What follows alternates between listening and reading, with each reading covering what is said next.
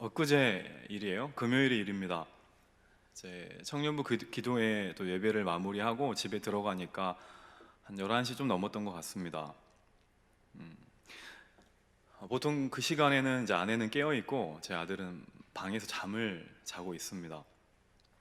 이제 방에 들어가서 보니까 뭐 되게 좀 독특한 포즈로 자고 있더라고요. 그래서 몸이 약간 저리고 아플까봐 자세를 바로 좀 잡아 주었습니다. 근데 갑자기 잠꼬대를 하더라고요.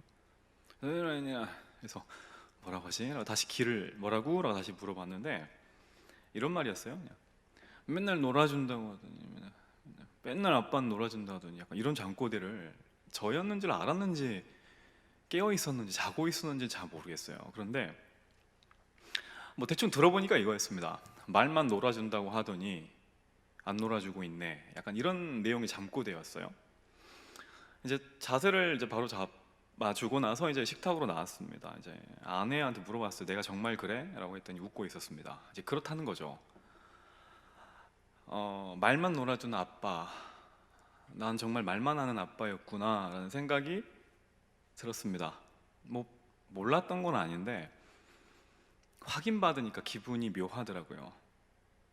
이제 생각이 생각을 잇고 제 생각이 또 꼬리를 물고 계속해서 이어졌어요. 말만 잘해주는 남편인가, 그 다음에 말만 잘하는 목사인가, 그리고 나는 말만 신앙인인가, 혹시 그게 나의 진짜 모습은 아닌가, 이런 고민이 많이 들었습니다. 물론 오늘 본문 말씀 때문에 그런 생각이 들었던 건 사실이에요.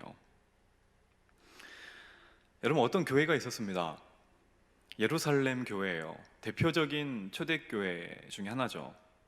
이상적이고 정말 멋진 교회였습니다. 많은 사람들이 모이기를 힘썼고요, 가진 것을 다 나누어 주었습니다. 말씀으로 하나가 된 교회가 바로 예루살렘 교회였습니다. 그 예루살렘 교회의 담임 목사님은 오늘 야고보서를 쓴 야고보 사도입니다. 20년이 채 지나지 않은 그때에 야고보 사도는, 야고보 담임 목사님은 야고보서에서 이렇게 말을 합니다. 사람을 차별하지 말아라. 이 저번 주 내용이죠. 부자를 높입니다. 그리고 가난한 자를 무시합니다. 그리고 오늘이 그 두 번째 내용입니다. 15절 16절 다시 한번 화면 보시면서 우리 같이 읽어볼게요. 시작. 만일 형제나 자매가 헐벗고 일용할 양식이 없는데 너희 중에 누구든지 그에게 이르되 평안히 가라, 덥게 하라, 배부르게 하라며 그 몸에 쓸 것을 주지 아니하면 무슨 유익이 있으리요. 핵심이 뭔가요? 말만 한다입니다. 사람을 차별하게 됐고 말만 하는 교회로 변해버렸다라는 거예요. 군대에서 정말로 말을 잘하는 병장 한 분이 있었습니다. 제가 이등병 때 그분과 탁구를 치는데 정말 저는 입탁구라고 아십니까? 그걸 그때 처음 경험했습니다. 공이 날아오는 게 아니라 말이 날아와요. 그 말을 듣다가 보니까 탁구를 못 치겠더라고요. 그분과 당구를 치러 가면 입당구가 됩니다. 어떤 만화를 보면은 뭐 좀 죄송한 말도 입겐세이 뭐 이런 말도 있던데, 축구할 때 공보다 말을 더 많이 하는 사람이 있어요. 말만 해요. 행함이 없어요. 믿음은 있다고 하는데 삶이 없어요. 여러분, 물론 말은 필요합니다. 말은 해야죠. 문제가 뭐나요? 말만 하는 데 있어요. 성경은, 그리고 야고보 사도는 이것은 잘못된 거다라고 말을 해요. 이것은 저번 주에 담임 목사님을 통해서 들었던 사람을 차별하는 것과 마찬가지로 말만 하는 것은 교회가 잘못되었다는 증거야 라는 내용입니다. 맨 처음에 이제 말씀을 묵상하고 제 아들 이야기를 하면서 내 모습은 어떤가 계속 고민을 해봤다고 했죠. 이게 딱 이 본문 초대교회의 모습 같았어요. 여러분들은 기억을 못 하시겠지만 저는 아직도 기억을 합니다. 처음 부임해서 이 자리에서 예배를 드렸을 때 눈물이 그렇게 나올 수가 없었어요. 그냥 예배를 드렸는데 눈물이 계속 나오더라고요. 감사해서. 처음 설교를 하는 날 너무 긴장이 되는 겁니다. 긴장도 되고 떨리기도 하고 기침이 하도 많이 나오니까 몇몇 순장들에게 기도 부탁을 했습니다. 기침 좀 멈추게 해달라고, 기도해달라고. 애들이 오죽하면 걱정하지 말라고 모여서 기도를 해줬어요. 근데 이제는 설교하는 것이 그렇게 막 떨리진 않습니다. 익숙해진 것 같아요. 목사로서 어느 정도 해야 될 말 어느 정도는 자연스럽게 할 수 있을 것 같습니다. 그런데 말만 하는 게, 말만 살아있는 게 내 모습이 아닌가, 변해버린 교회의 모습, 초대교회의 모습이 내 모습이 아닌가라는 생각을 정말로 많이 해본 한 주였습니다. 오늘 야고보는 그런 초대교회의 모습을 지적합니다. 입탁구가 아니라 입신앙. 지금 너희들의 모습이 그렇다는 겁니다. 그리고 오늘 우리들의 모습은 그렇지 않는지 우리가 꼭 살펴보아야 합니다. 그러면서 야고보는 바른 신앙의 모습을 제시하는데요, 두 가지 모습을 제시합니다. 첫 번째, 무엇이 정말로 바른 신앙이냐면 믿음이 있는데 그 믿음이 반드시 행동과 함께 한다는 겁니다. 15절 16절 다시 제가 한번 읽어볼게요. 만일 형제나 자매가 헐벗고 일용할 양식이 없는데 너희 중에 누구든지 그에게 이르되 평안히 가라, 덥게 하라, 배부르게 하라 하며 그 몸에 쓸 것을 주지 아니하면 무슨 유익이 있으리요. 여러분, 그 믿음은 특징이 있어요. 믿음은 공허한 관념이나 믿음은 어떠한 생각이 아닙니다. 믿음은 반드시 삶을 요구합니다. 그림을 그릴 때 그림은 따로 존재할 수 없어요. 그림이 그려지는 배경이 존재합니다. 그것이 벽이든 종이든 나무든 간에 그림은 독자적으로 존재할 수 없어요. 믿음도 마찬가지입니다. 믿음은 반드시 삶이라는 도화지에 그려지게 되어 있습니다. 삶에서 드러나고 삶을 요구합니다. 그래서 교회에서는 잘 몰라요. 왜냐하면 교회는 우리의 일상이 아니거든요.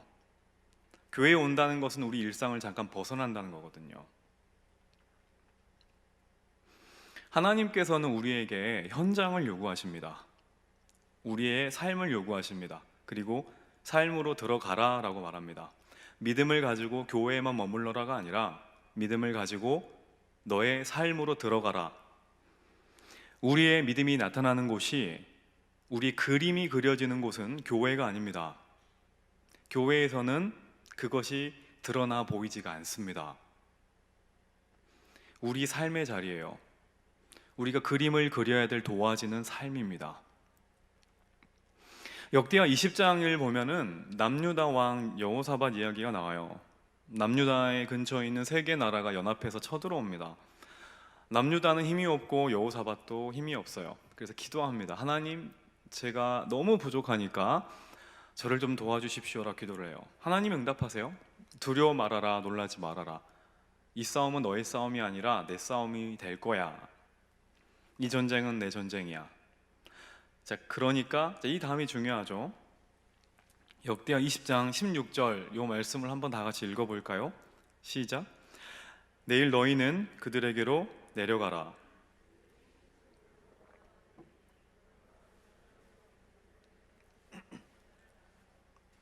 하나님은 말씀하세요. 이 싸움 내가 책임질게. 네가 두려워하고 무서워하는 그 자리로 내려가라 라고 해요. 우리는 내려가기가 싫습니다. 왜냐하면 무서우니까, 두려우니까, 내 실체가 탄로나니까, 능력이 없으니까. 그런데 하나님은 기도의 응답으로 말씀하세요. 내려가라. 내가 싸울 테니까 내려가라. 믿음은 하나님이 싸워주심을 믿는 겁니다. 믿음은 이 전쟁이 하나님께 있음을 믿는 거예요. 맞아요. 이게 믿음입니다. 그런데 내려가는 것도 믿음입니다. 정확하게 말하면 내려가는 것까지가 믿음이에요.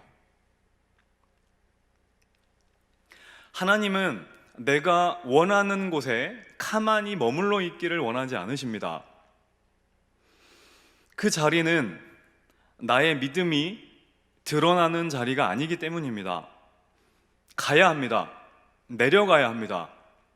진짜 믿음은 하나님을 믿고 문제가 있는 그곳으로 들어가는 겁니다. 그곳으로 내려가는 겁니다. 내가 하나님을 신뢰하면 삶의 자리로 내려가게 되어 있습니다. 싸우기 위해서 내려가는 것이 아니라 하나님의 말씀이 이루어질 것을 보기 위해서 내려가는 겁니다. 이게 쉽지가 않죠. 이게 진짜 어렵습니다.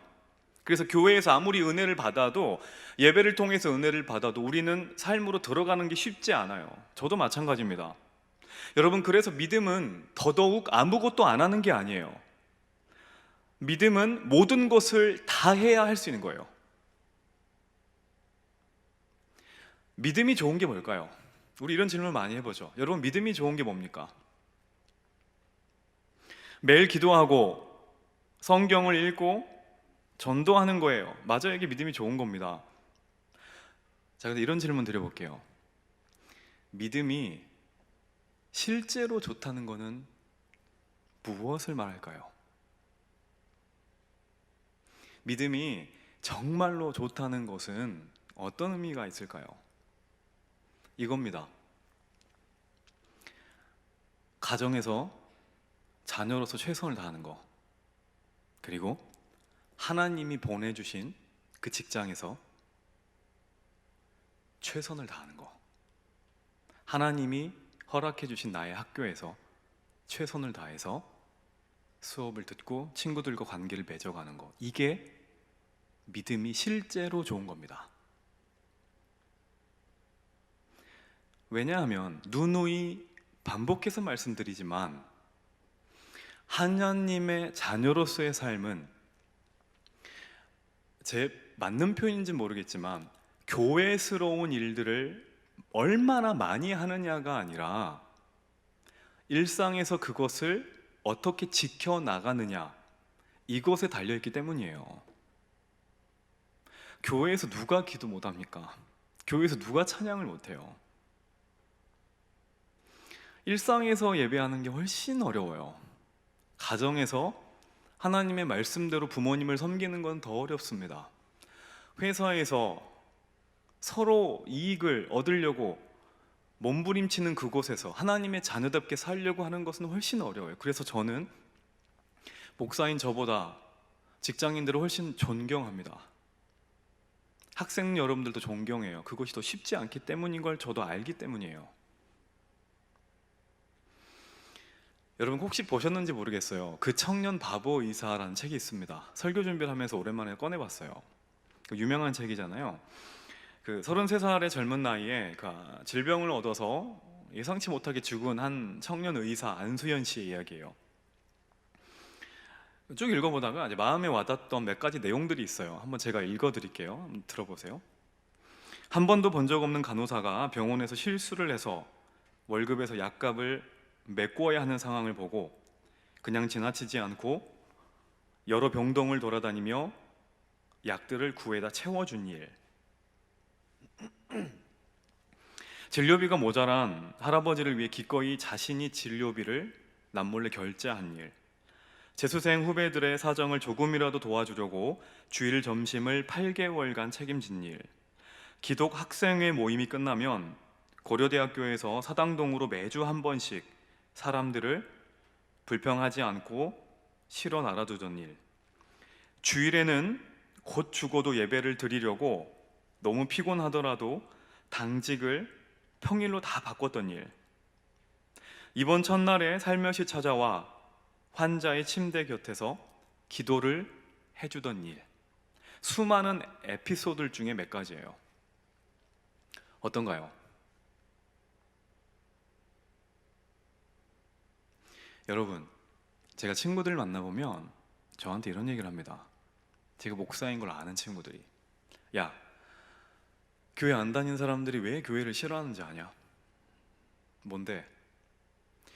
예수 믿는 사람들은 말과 행동이 너무 달라. 교회 안 다니는 사람들은 최소한 똑같거든. 저에게 그 말을 했습니다. 제가 제일 그렇다는 얘기겠죠. 여러분 어떤가요? 세상은 은근 기대를 합니다. 너희들은 그래도 교회를 다닌다고 하니까 우리랑은 다르지 않니? 교회를 다닌다고 하는 너희는 너희들이 말한 그대로 살겠지. 근데 우리는 우리를 잘 알죠. 어떤가요? 똑같습니다. 똑같이 쾌락을 즐기고 똑같이 성공하고 싶어요. 똑같이 손해보는 거 싫어하고 똑같이 남들을 괴롭힙니다. 말로는 이웃을 사랑한다고 하고 하나님을 사랑한다고 하지만 일요일에 교회에 오는 것 말고는 다 똑같아요. 우리의 말은 그들과 다를지 몰라요. 가끔씩.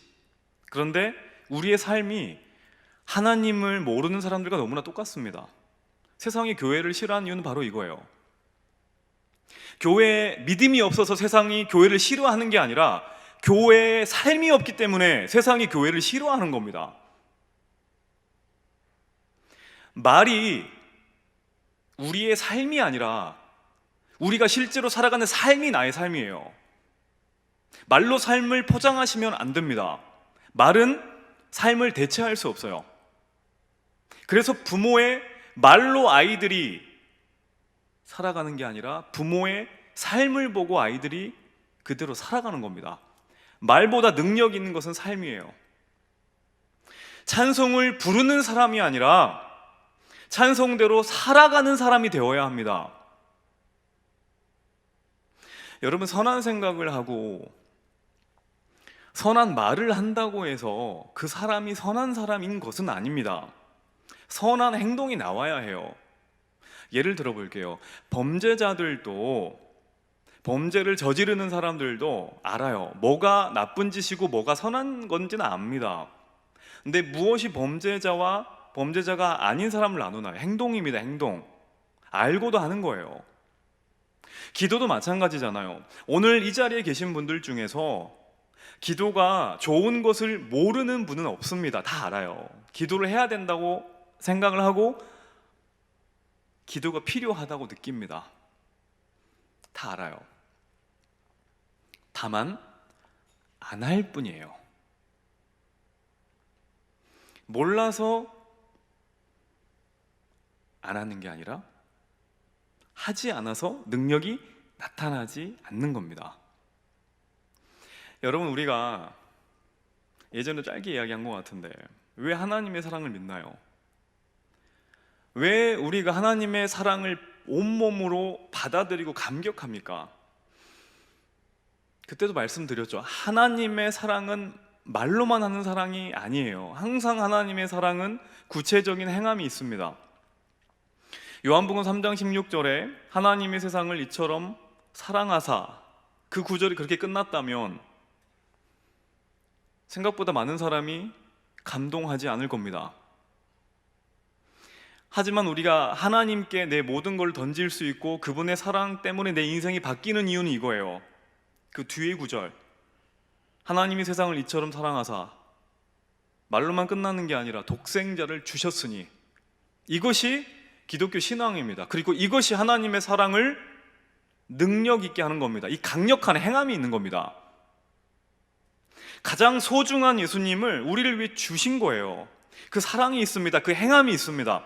그래서 우리가 그 사랑을 보고 믿는 겁니다. 우리에게는 이 행함이 있습니까? 우리의 삶의 현장에서 내가 정말로 하나님을 사랑하는 사람인 것을 무엇을 통해서 증명하겠습니까? 말을 통해서요? 교회를 다니는 그것을 통해서. 찬양을 부르는 것을 넘어서 우리는 정말로 찬양대로 살고 있는 사람인가요? 저는 우리의 고백과 찬양이 이 자리에서뿐만 아니라 삶의 자리에서도 꼭 이루어지기를 간절히 축원합니다. 첫 번째 내용이 뭐였냐면 믿음은 행함과 반드시 같이 간다라는 말이었고요. 두 번째는 이겁니다. 믿음의 대상이 중요하는데 믿음의 대상이 무언가를 정확하게 알아야 되는데요. 자, 믿는다는 건 대상이 있습니다. 믿는다는 동사 자체가 목적어를 요구해요. 무엇을 믿어야 될 거 아니에요. 바른 믿음이 뭐냐면 그 대상을 명확하게 하는 것, 즉 하나님을 정확하게 믿는 걸 말합니다. 그를 설명하기 위해서 두 가지 예시를 들어요. 26절까지 쭉 보면은 아브라함 이야기가 나오고요, 라합에 대한 이야기가 나옵니다. 자, 먼저 야곱은 아브라함에 대한 이야기를 꺼내는데 21절 우리 다 같이 한번 읽어보도록 하겠습니다. 시작.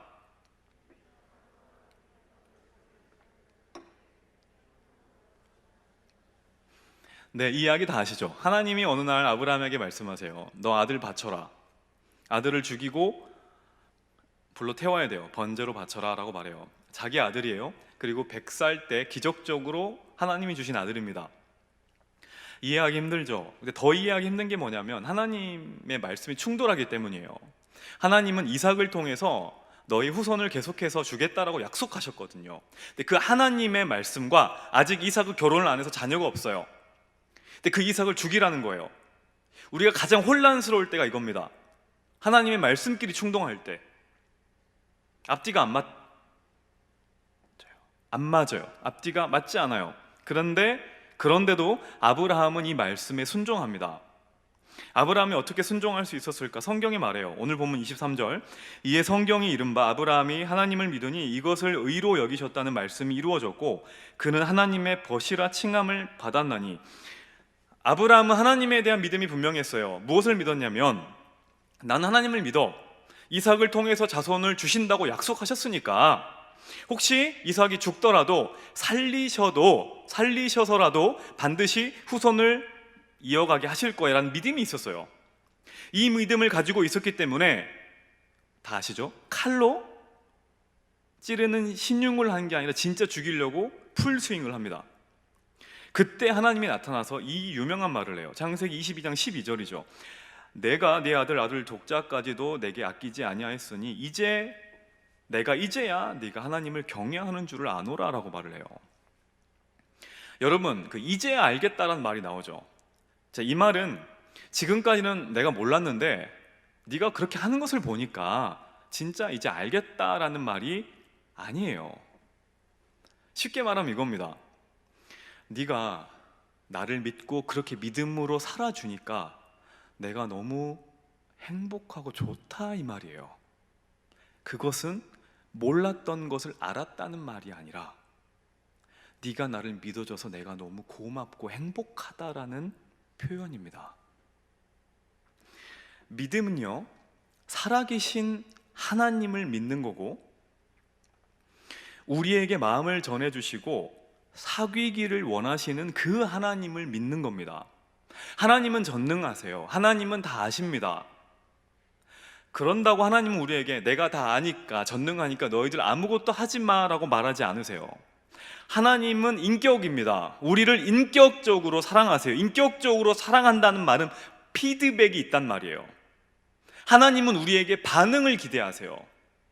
제가 제 아들에게 요구하는 것은 반응입니다. 반응. 우리가 반응을 보일 때 하나님이 그렇게 기뻐하십니다. 인격과 인격이 만날 때는 감정이 튀어요. 그리고 기쁨이 튀어나갑니다. 너무 기쁜 거예요. 여러분, 연애할 때 있죠? 연애하고 계시죠? 예. 있잖아요. 연애할 때 서로가 서로를 사랑하는 거 다 알아요. 누가 몰라요. 그런데도 남녀가 너무 사랑하면 그냥 이렇게 있다가 손을 딱 잡습니다. 뭐야? 하면서 딱 손을 딱 잡아요. 그리고 가끔씩은 이리 와봐 이러면서 약간 안아주기도 하고, 특별한 날이 아니더라도 꽃을 주기도 하고요, 편지를 써서 주기도 합니다. 이런 표현이 있으면 어떤가요? 행복하잖아요. 기쁘잖아요. 모르는 게 아니라 아는데 기쁘잖아요. 이게 마찬가지라는 거예요. 아브라함은 하나님을 믿었어요. 자신의 삶과 늘 함께하고 자신과 교제하고 싶은 하나님을 믿었어요. 냉정하게 자기에게 아들을 주고 이 아들이 소중해, 내가 소중해 라고 이렇게 저울질하는 게 아니라 자신의 마음을 받고 기뻐하시는 원하는 하나님, 나와 인격적으로 사귀고 싶어하는 그 하나님을 안 거예요. 그래서 오늘 23절에 하나님의 벗이라 칭함을 받았다라는 말이 나온 거예요. 친구들끼리는 자기 속마음을 다 이야기하잖아요.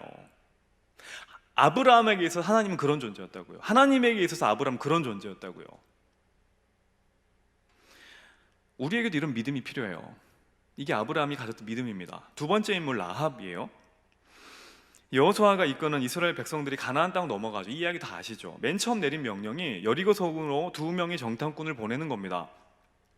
이 두 정탐꾼은 기생 라합의 집으로 가요. 여리고 왕은 이 소식을 듣고 군사들을 보냅니다. 근데 라합은 자기 백성들을 보호하지 않고 하나님의 백성들을 보호하죠. 왜냐하면 이야기를 들었기 때문입니다. 무슨 이야기냐면 하나님이 하신 이야기를 들었어요. 하나님이 선택하신 백성들에 대한 이야기를 들었습니다. 그 이야기를 뭐라고 하냐면 복음이라고 해요. 그 이야기를 말씀이라고 합니다. 라합은 말씀을 들었고 복음을 들었어요. 그리고 하나님을 알았습니다. 그리고 하나님을 믿었습니다. 여호수아 2장 11절 보면은 우리가 듣자 곧 마음이 녹았고 너희로 말미암아 사람이 정신을 잃었나니 너희의 하나님 여호와는 위로는 하늘에서도 아래로는 땅에서도 하나님이시니라. 지금 라합이 뭐라고 말하냐면 너희 하나님 너의 여호와라고 말을 해요. 라합은 정탐꾼을 앞에 두고 정탐꾼 이야기를 하는 게 아니라 정탐꾼을 보낸 여호수아 이야기를 하는 게 아니라 정탐꾼을 앞에 놓고 하나님 이야기를 하는 겁니다. 니들이 얼마나 현명한지 여호수아가 얼마나 싸움을 잘하는지 이야기를 하지 않아요. 라합은 누구 이야기를 하냐면 하나님 이야기를 합니다. 다시 말해서 라합은 누구를 본 거냐면 정탐꾼을 본 게 아니라 정탐꾼 뒤에 있는 하나님을 본 겁니다. 그래서 라합의 고백이 지금 무슨 말이냐? 나는 너희의 하나님이 나의 하나님이 되길 원해 라는 고백이에요. 라합이 정탐꾼을 선택합니다. 그것은 정탐꾼을 선택했다는 게 아니라 하나님을 선택했다는 걸 말해요. 삶의 순간에 하나님을 선택하는. 그래서 우리에게 이 믿음이 필요하겠죠. 우리 삶에는 수많은 정탐꾼과 여리고 왕이 보낸 사자를 선택해야 되는 순간이 놓입니다. 그때 믿음의 눈이 열려서 정탐꾼 뒤에 있는 하나님을 보셔야 돼요. 그게 바로 라합의 믿음입니다.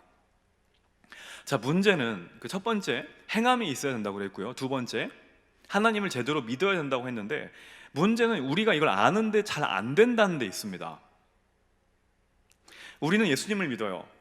예수님이 우리 안에 있습니다. 그래서 이것을 사도 바울은 이렇게 비유를 들어요. 질그릇 안에 있는 보화, 이것이 예수님을 믿는 사람의 모습이라고 말을 합니다. 질그릇과 같은 우리 삶에 보화이신 예수님이 거하는 것, 이것이 바로 예수님을 믿는 우리의 삶의 모습이에요. 오늘 야고보서 2장 18절을 보면 어떤 사람은 말하기를 너는 믿음이 있고 나는 행함이 있으니 행함이 없는 믿음을 내게 보이리라. 나는 행함으로 내 믿음을 너에게 보이리라 하리라. 바른 믿음이 뭐냐면 믿음이 보여지는 겁니다. 뭐가 보여지냐면 보화를 담는 질그릇이 보여지는 게 아니라 질그릇 안에 있는 보화가 보여지는 게 믿음이란 얘기예요. 그릇을 믿는 게 아니라 그릇 안에 있는 보화를 믿는 것, 이것이 참된 믿음이라는 겁니다. 그릇을 가치 있게 하는 것은 그릇의 가치가 아닙니다.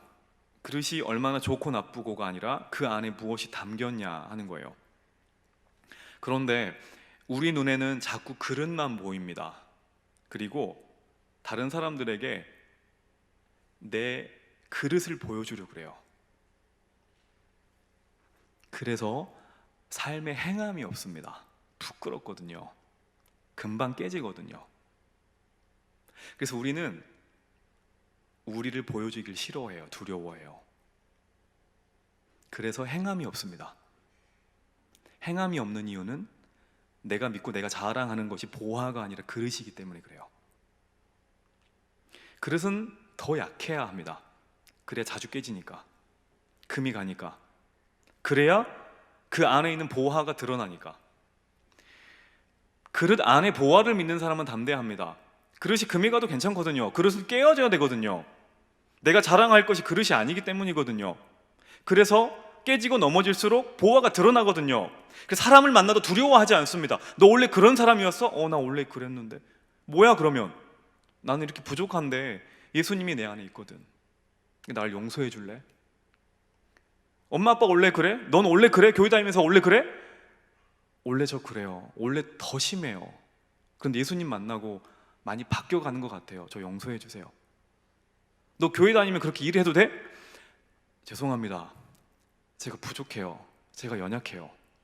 근데 저보지 마시고 저와 함께하는 예수님을 봐주세요.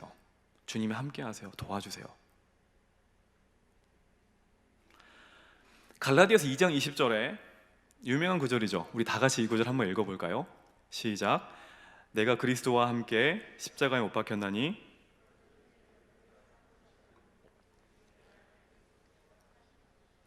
이제 내가 육체 가운데 사는 것은 나를 사랑하사 나를 위하여 자기 자신을 버리신 하나님의 아들을 믿는 믿음 안에서 사는 것이라. 이 구절 끝부분을 보면은 하나님의 아들을 믿는 믿음 안에서 산다라고 나와 있어요. 한글 성경을 보면은 우리가 그 믿음으로 산다라고 해석할 수 있는데 원어를 직역해 보면 우리의 믿음으로 사는 게 아니라 하나님의 아들의 믿음으로 산다라고 되어 있어요. 우리가 이 땅을 사는 것은 우리의 믿음으로 사는 것이 아니라 하나님의 아들, 즉 예수 그리스도의 믿음, 예수 그리스도의 신실함으로 우리가 이 땅을 살아갈 수 있는 겁니다. 질그릇으로 이 땅을 살아갈 수 있는 것이 아니라 질그릇 안에 있는 보화 때문에 우리가 이 땅을 살아갈 수 있다고요. 그 차이를 아시겠습니까? 내 믿음이 아닙니다. 우리는 내 믿음으로 이 땅 못 살아갑니다. 누구의 믿음이냐면 예수의 믿음이에요. 예수 그리스도의 믿음 때문에 우리의 믿음이 꺾이질 않는 겁니다. 우리가 우리를 끌어가는 게 아니라 예수 그리스도의 믿음이 우리를 끌어가는 겁니다. 아브라함도 라합도 그리고 우리도 하나님께서 믿음을 끌어가신다는 거예요. 그래서 바른 믿음은 나와 늘 교제하고 싶어 하시고 알아가고 싶어 하시는 그 하나님을 끝까지 신뢰하면서 그분을 선택하면서 한 걸음 한 걸음 그분을 믿고 걸어가는 것이 바른 믿음이란 얘기예요. 금요일 날 그 아침의 일입니다. 그 큐티 모임을 마치고 이제 출근을 해야 하는데 이제 한 순장에게 전화가 왔습니다. 이번 주 순장들에게 말을 해놨거든요. 이번 주 어제 토요일이 마감 기간이었습니다. 무슨 마감 기간이었냐면 다음 학기 순장으로 섬길지 말지를 토요일까지 알려달라 그랬어요. 이제 섬길 순장들은 연락하지 말고 조금 쉬고 싶거나 사정이 있는 분들은 연락을 주세요라고 했어요. 그래서 카톡이나 전화가 오면 심장이 일주일 내내 덜컹거렸습니다. 한 주 내내 심장이 되게 많이 약해진 것 같아요. 전화 올 때마다 올라가지고 깜짝 놀라서 전화가 왔어요. 이 순장한테. 얘도 쉬려고 하나 보구나. 마음의 준비를 하고 받았습니다. 여보세요. 전화 왔어요. 이제 막 이야기를 했어요. 이제 본인이 날을 세고 이제 큐티를 했대요. 더 마음이 무너지는 겁니다. 아니 아침에 큐티를 했으면 힘을 받고 더 순장으로 섬겨야지 그만두려고 전화를 하냐. 원망이 여기까지 올라오는 겁니다. 근데 반전이 일어났어요. 이런 얘기를 했습니다. 그 순장이 어떤 친구와 밤새서 하나님 이야기를 했대요. 뭐 어떻게 하다 보니까 그런 이야기까지 나왔대요. 그러면서 이런 이야기를 나눴대요. 예수님이 우리를 위해서 십자가에 달려 죽으심을 정말로 믿는다면 우리가 어떻게 이렇게 살 수 있을까? 아마 이런저런 얘기를 했대요. 그러면서 그 순장의 친구가 이런 얘기를 했답니다. 만약에 그 순장이 교통사고가 날 뻔해서 죽을 뻔했는데 그 자기가 만약에 구해주다가 팔을 잃었다면 너는 아무렇지 않게 팔을 잃어버린 나를 대할 수 있겠냐? 너의 삶이 달라지지 않을까? 나를 위해서 살지 않을까? 이런 이야기를 주고받고 했대요. 그 말을 듣는데 평생 깊이 와닿지 않던 예수님의 십자가 사건이 갑자기 이해가 되면서 머리가 번개 맞은 듯이 그동안에 들었던 모든 성경 말씀이 단번에 이해되더래요. 그리고 눈물이 그렇게 나면서 회개가 나오고 하나님 앞에 엎드려졌대요. 하나님이 뭘 싫어하고 뭘 좋아하는지에 대한 감각이 생기고, 하나님이 내가 이럴 때 기뻐했었구나, 그리고 하나님 마음이 읽혀지더랍니다. 술도 싫어지고, 왜냐하면 술도 인간이 만든 거잖아요. 그러니까 하나님이 싫어하는 거구나라는 게 너무 이렇게 확확 와닿더래요. 한참 운전하다가 아주 저를 들었다 놨다 하더라고요. 내려놓는다는 말이 아니었을 땐 감사했고, 무엇보다 기도했던 이 순장에게 하나님에 대한 감각이 생긴 것이 너무나 감사했고, 왜냐하면 그 감각이 생기면 절대 그 전으로 못 들어가거든요. 하나님을 알게 되면. 또 감사했던 건 이 코로나 기간 가운데서도 우리 하나님이 한 명 한 명을 만나주시는구나에 대한 확신이 들었어요. 순장들 포기하지 마세요. 여러분, 그 친구가 주고받았던 질문을 똑같이 한번 던져볼게요. 여러분들의 친구가 교통사고 때문에 여러분들이 죽을 뻔했는데, 여러분들의 친구가 대신해서 차에 받쳐서 팔을 잃어버렸다면 그 친구의 불편함은 남의 불편함일까요? 여러분들은 똑같이 그 친구를 대할 수 있을까요? 아닙니다. 우리 인생은 달라질 거예요. 평생 그 친구를 위해서 노력할 거예요. 나를 살렸으니까. 우리는 예수님께 생명을 받은 자들입니다. 그것을 안다면 우리 삶이 똑같을 수 있을까요? 그것을 믿는다면, 그 믿음이 우리에게 있다면 똑같이 행동할 수 있을까요? 아닙니다. 절대 그렇게 살 수가 없어요. 믿음과 삶은 반드시 같이 갑니다. 믿음이 없는 삶은 존재하지 않고 삶이 없는 믿음도 존재하지 않아요. 다만 우리의 연약함 때문에, 우리의 죄 때문에 우리가 그것을 잊고 살아갈 뿐이에요. 얘가 나를 위해서 희생해서 팔을 잃어버렸다는 것을 잊고 살 뿐이에요. 우리 죄 때문에. 기록을 보면 오늘 본문에서 혼났던 초대교회 성도들이 기도를 할 때 항상 했던 구절이 있대요. 그 구절이 뭐냐면 아멘 주 예수여 오시옵소서. 이걸 항상 적었대요. 어떤 기도를 하든 간에. 이 말은요, 주님, 저는 만약에 주님이 오늘 이 자리에 오셔도 저는 주님을 기쁘게 맞이하겠습니다, 이 말이잖아요. 아멘 주 예수여 오시옵소서. 이 말은 어떻게 이게 가능할까요? 이들에게 믿음이 있었습니다. 그리고 더 중요한 것은 그 믿음에 합당한 삶이 있었습니다. 그렇기 때문에 주님이 언제든지 오셔도 괜찮은 거예요. 여러분, 우리는 어떤가요? 우리도 이 고백 똑같이 할 수 있을까요? 주님, 어서 와주세요. 여러분, 우리가 살아가는 오늘과 예수님이 이 땅에 다시 오실 그날을 구별해서 살아가지 마세요. 예수님은 이미 우리 안에 와 계십니다. 다 믿으시죠? 예수님이 다시 오시는 그날은 이미 우리 안에 계셔서 거하시지만 눈에 보이지 않는 그분이 눈에 보이는 형태로 나타나는 것밖에 없어요. 우리와 함께 계시는, 오늘도 지금도 함께 계시는 주님이 내 눈에 보이는 형태로 나타나는 것이 재림이에요. 그러니까 우리는 예수님이 이 땅에 다시 오실 때 그 재림의 날처럼 오늘을 살아가야 하는 겁니다. 그래야 말이 맞는 거 아닌가요? 물론 쉽지 않아요. 우리 힘으로는 불가능합니다. 연약한 그릇인 나를 보지 마시고 그 그릇 안에 담겨있는 보화를 보세요. 내 믿음 보지 마시고 나를 끌고 가시는 주님의 신실함을 보십시오. 그 안에 소망이 다 있습니다. 그 믿음이 우리의 삶이 되고 우리의 삶의 믿음이 되는 이번 한 주가 되기를 주의 이름으로 간절히 축원합니다. 우리 함께 찬양하고 기도하기 원하는데요,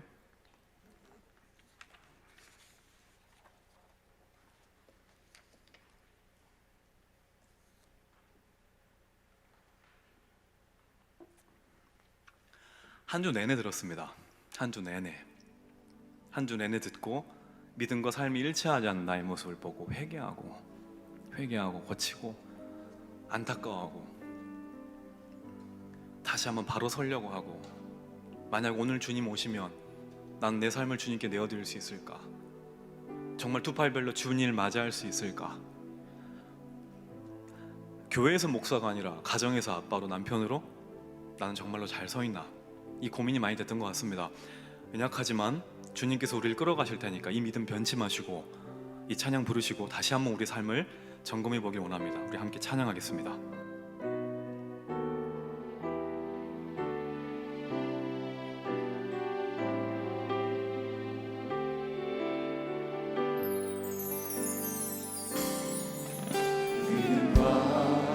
삶을 살아내는 실력이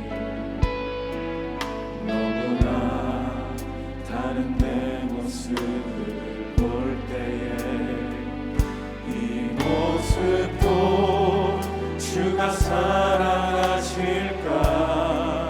자신 없는 내 모습 그저 주님 앞에 같은 자도 사랑하여 주시고 한 번도 나를 떠나지 않으셨네. 아픔 속에 주를 작게 여긴 나 꾸짖지 않으시고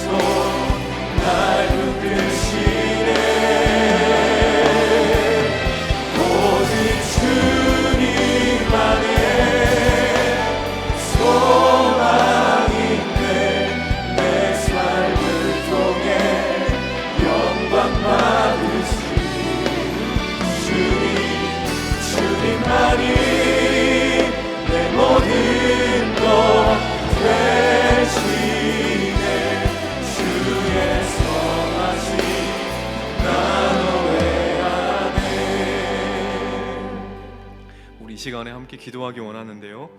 경건의 모양만 있지 능력이 없는 우리들을 불쌍히 여겨주시고 아브라함과 라헬을 끌어주셨던 하나님의 사랑이 우리와 영원토록 함께 해주시기를, 그래서 삶이 없는 믿음이 아니라 삶에서 증명되는 믿음을 가질 수 있도록 주님 우리에게 은혜 허락하여 달라고, 그래서 주의 자녀로서 당당하게 살아가게 해달라고 우리 다 같이 한 목소리로 기도하도록 하겠습니다. 기도하겠습니다. 하나님 아버지, 우리가 삶 가운데 믿음이